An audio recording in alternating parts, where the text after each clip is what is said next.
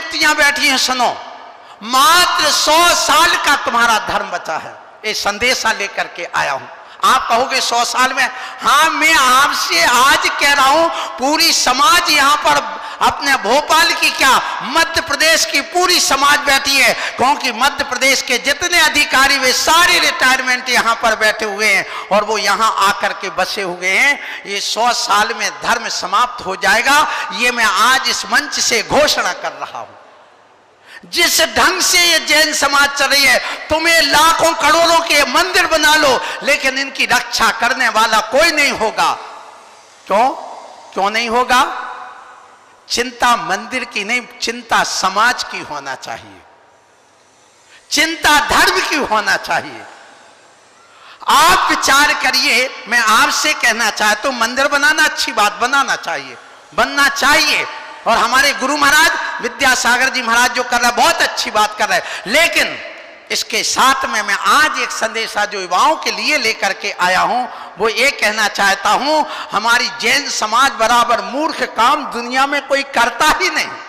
सबसे पढ़ी लिखी समाज सबसे बड़ा मूर्ख काम करती है। क्यों आप कहोगे मूर्ख है? हाँ, मैं आज पूरी समाज से पूछता हूं, राजन जी, पत्रकार जी, रविंद्र जी, आपको हमने 2 रुपए दिया कि अपना धंधा करना, और 2 रुपए लेकर के आप अपना घर चलाना, तो 2 के तुम कितने पैदा करोगे? 3, 4 के 1, 2, 4 करोगे ना। और 2 की यदि 4 करते तो विद्वान हो, 2 के 2 ही रह जाए तो मूर्ख हो, 2 का 1 रह जाए तो महामूर्ख। पक्का है ना? आपको स्वीकार है ना ये बात? अब देखिए, पति पत्नी कितने प्राणी? 2, और 2 ने मिलकर के 2 ही पैदा किए, 2 जब मरेंगे तो 2 ही छोड़ के जाएंगे, तो क्या हमारी आबादी बढ़ेगी? बोलो, नहीं बढ़ेगी। यदि 2 के 3 होते हैं तो विद्वान, और 2 का 1 2 रह जाए तो मूर्ख, और 2 का 1 रह जाए तो आप मूर्ख हैं, विद्वान है क्या महामूर्ख हैं? बोलो, क्षमा बाड़ी मर पर मनाने वालों। आप विचार करना, यदि तुम्हारा 1 बेटा है, सुन लेना, तो आप किसकी श्रेणी में आए? मूर्ख में। अब देखिए 100 साल में धर्म कैसे समाप्त होगा?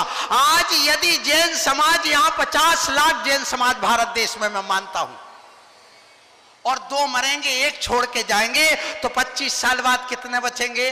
25 लाख। और 25 लाख पर वो पेयर बनाएंगे, लड़के लड़की मिल करके, और 2 मिल करके 1 पैदा करेंगे, तो 50 साल में कितने बचेंगे? 12.5 लाख। फिर 12.5 लाख लड़के लड़की मिल करके फिर 1 बच्चा पैदा करेंगे, तो बताइए 75 साल में कितने बचेंगे? 2 मरेंगे, 1 छोड़ करके जाएंगे, तो कितना बचेगा? बोलो, बोलो ना, 6.25 लाख। फिर इसके बाद भी 6.25 लाख मिल करके 2 मिल करके 1 पैदा करेंगे, तो 100 साल में कितने बचेंगे? 3 लाख। और 3 लाख सुन लेना, वे 3 लाख भी नहीं बचेंगे। क्यों? हर 100 जोड़े में 2 जोड़े ऐसे होते जिनके कोई संतान नहीं होती, और 100 बच्चों में 2 बच्चे ऐसे होते जो विकलांग आदि मर जाते। अर्थात समाज कितने साल की बची है? बोलो। अब क्यों सबके घुटन बंद है? तुम कहते महंगाई का जमाना है, मैं कहता हूं सुन लो, तुम्हारे बाप दादा एक टूटे मकान में रहते, साइकिल चलाते थे, और तुम कहते महंगाई है, बच्चों को कहां पढ़ाए? पहले दादी की साड़ी 40 रुपए में आती थी, तुम्हारी 4000 में आती, वे 4 साड़ी से काम चलाती, तुम्हारे यहाँ 40 साड़ी कहां से आ गई?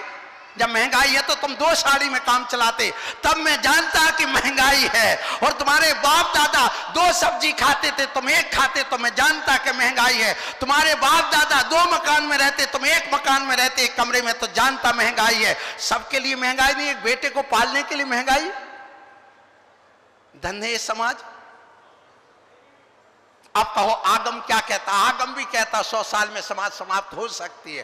क्यों हो सकती है? सुनिए, इसलिए कि सुन लो, यदि आपको मालूम हो कि अपने यहां पर पुष्पदंत भगवान से लेके शांतिनाथ भगवान के बीच में एक पल, पौन पल, आधा पल, पाव पल के भगवान के समय में धर्म का विच्छेद हो गया।